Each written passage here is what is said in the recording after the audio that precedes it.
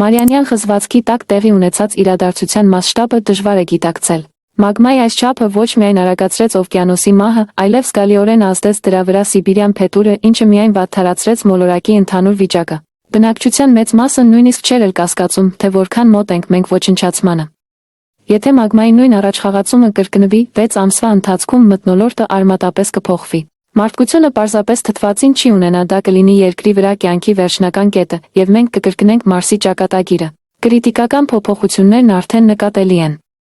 Վերջին ամիսներին արագորեն աճել են օվկիանոսի ջերմաստիճանի ցուցանիշները,